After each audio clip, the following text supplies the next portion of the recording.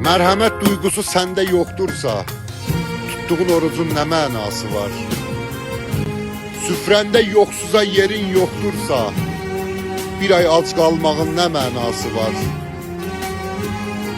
Tərəzin çəkidə əyri çəkirsə, dilin zəhər kimi qəlbin cidirsə, əlinlə rüşvət alıb rüşvət verirsən, qıldığın namazın nə mənası var?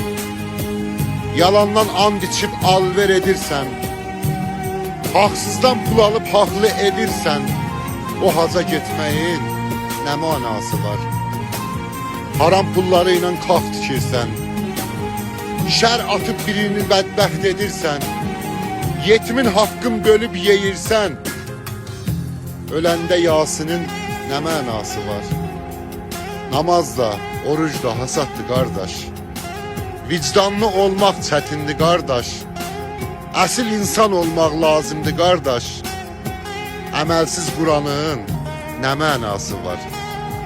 Əməlsiz Quranın nə mənası var?